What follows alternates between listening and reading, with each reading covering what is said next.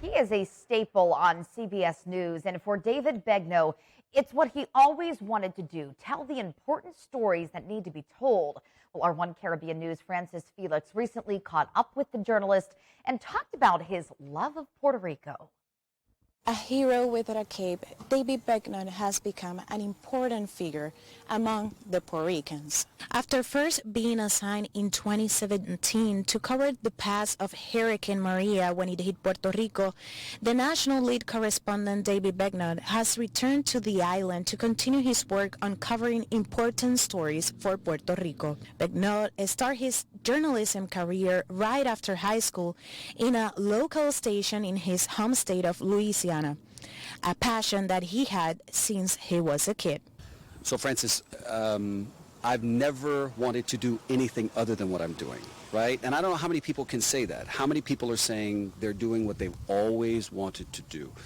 For me, I started watching the news when I was 6 years old, and my parents used to use it as a punishment tool. So if I wasn't behaving, they would say, "You can't watch the news tonight."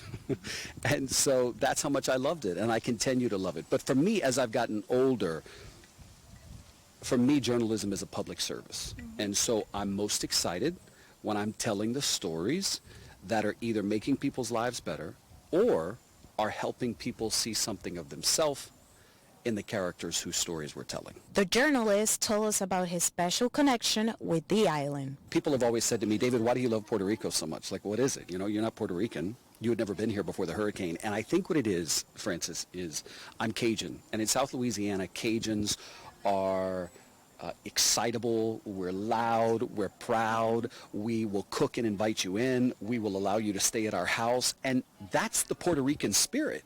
And so for me, I think that's where I at least feel a rhythm with people who are Puerto Rican and just the Puerto Rican culture. He realized the impact of the works he does for the Puerto Rican community. I don't see myself as a hero.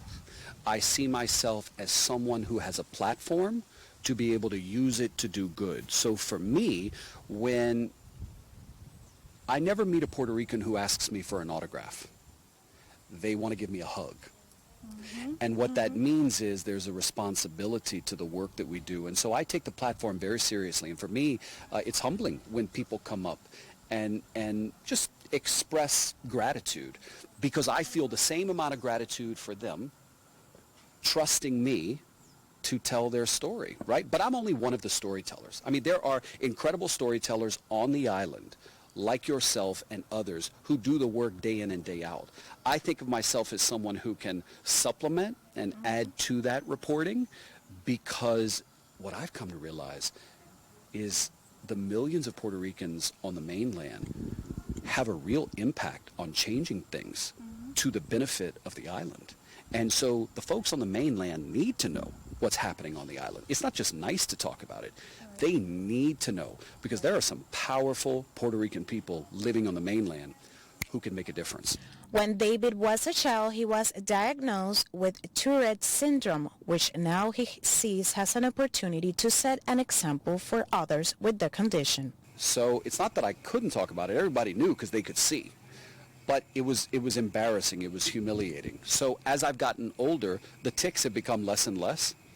But the opportunity to have kids with Tourette's syndrome see me in the position that I'm in and say to themselves, if he can do that, then maybe I can do this. That's the power. That's why I have no problems talking about it. There's no shame in talking about it, because I want people to look at me and say, I can be like him in whatever I want to do, whatever dream I have to fulfill. David considers now a son of Puerto Rico. Using his extensive media platform, he keeps Puerto Ricans both in the island and on the mainland informed of important matters in Puerto Rico. A word or phrase to describe Puerto Rico. A joy-filled place. A joy-filled place. Reporting from San Juan, Puerto Rico, Francis Felix.